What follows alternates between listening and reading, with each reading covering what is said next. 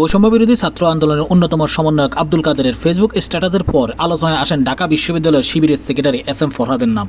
Net দুনিয়ায় চর্চা হচ্ছে কে এই ফরহাদ, কি তার পরিচয়। গতকাল সমন্বয়ক আব্দুল কাদের বৈষম্য বিরোধী ছাত্র আন্দোলনের ঐতিহাসিক 9 দফা সম্পর্কে একটি ফেসবুক স্ট্যাটাস দেন। ওই স্ট্যাটাসে তিনি ঢাকা বিশ্ববিদ্যালয়ের শিবিরের সেক্রেটারির প্রসঙ্গ টেনে আনেন। এরপরে শুরু হয় নেট দুনিয়ায় তুমুল আলোচনা। তিনি ওই স্ট্যাটাসে ঢাকা বিশ্ববিদ্যালয়ের শিবিরের সেক্রেটারি হিসেবে এস.এম. ফরহাদের নাম নেন। তিনি আরো বলেন, আন্দোলন চলাকালীন সময় সমন্বয়ক নাহিদ তাকে একজনের সাথে পরিচয় করিয়ে দেন। পরবর্তীতে আন্দোলন পারপাসে কাজ করতে গিয়ে তিনি জানতে পারেন তিনি ঢাকা বিশ্ববিদ্যালয়ের ছাত্র শিবিরের ছাত্র আন্দোলন বিষয়ক সম্পাদক। কিন্তু তখনও আব্দুল কাদের ঢাকা বিশ্ববিদ্যালয়ের শিবিরের সভাপতি এবং সেক্রেটারি সম্পর্কে জানতেন না। পরবর্তীতে যাত্রাবাড়িতে যখন আন্দোলন তুঙ্গে ছিল তখন ফরহাদ তাকে ফোন করে জানান সরকারের সাথে কিছু সমন্বয়ক আলোচনায় বসছে, যেটা আন্দোলনের শহীদদের রক্তের সাথে বেইমানি করা হবে, যে কোনো মূল্যে আন্দোলনকে চালিয়ে নিতে হবে। তখন ফরহাদের সাথে আব্দুল কাদেরের আন্দোলনের 9 দফা নিয়ে আলোচনা হয়। তখনই মূলত ফরহাদি আন্দোলনের 9 দফার খসড়া তৈরি করে দিয়েছিল আব্দুল কাদেরকে। সমন্বয়ক আব্দুল কাদের জানান এই ফরহাদি মূলত শিবির সেক্রেটারি।